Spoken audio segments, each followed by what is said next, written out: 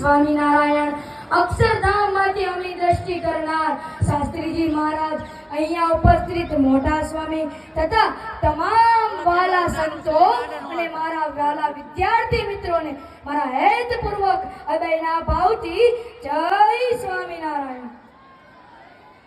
આજનો દિવસ એટલે કે ગૌરવ દિવસ, 26મી જાન્યુઆરીનો દિવસ કે જે ગણતંત્રના નામે આપણે ઉજવીએ છીએ, આ માત્ર બંધારણને લાગુ પડ્યાનો દિવસ નથી, પરંતુ સુભાષચંદ્ર બોઝ જેવા અવિસ્મરણીય ક્રાંતિવીર જેવા યાદગારો ક્ષણને યાદ કરવાનો દિવસ છે।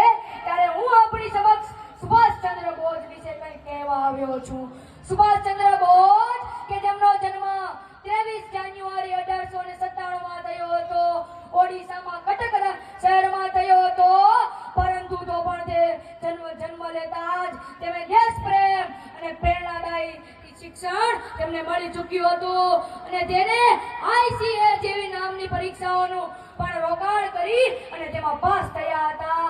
તે બાબતે તેઓએ વિચાર્યું હતું કે હું આઈસીએ ની પરીક્ષા દઈને ભારત દેશને આઝાદ કરાવીશ, પણ તેનાથી ના થયું તો પણ તેને આઈસીએસ ની એક્ઝામને છોડી દીધી અને પોતાના સમર્પણ માટે, દેશના બલિદાન માટે, દેશને આઝાદી મેળવવા માટે પોતાની આઈસીએ ની એક્ઝામને પણ બલિદાન આપ્યું। આ હતા સુભાષચંદ્ર બોઝ। તમે કહો છો કે સુભાષચંદ્ર બોઝ કોણ હતા? કે જે વક્તા પણ હતા, પ્રેરણાદાયી સંગઠનકાર પણ વક્તા હતા। તેઓ માનતા હતા કે આઝાદી મેળવવાથી નહીં પણ છીનવાથી મળશે, માટે એક રજવાડાઓને ભેગા કર્યા અને એક ફોજ હિન્દ નામની રચના કરી અને આ ભારત દેશને આઝાદી મેળવી છે।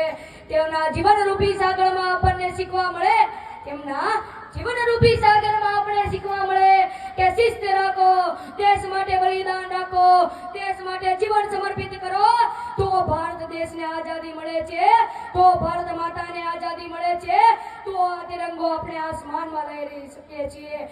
છેલ્લે હું મારી વાણીને વિરામ આપતા કશું કહેવા નથી માંગતો, પણ આ સુભાષચંદ્ર બોઝના જીવનરૂપી સાગરમાં તમે કંઈક મેળવજો, પોતાની પ્રતિજ્ઞા દ્વારા આ જીવનરૂપી સાગરથી પોતાના ભારત દેશને કંઈક કામમાં આવજો।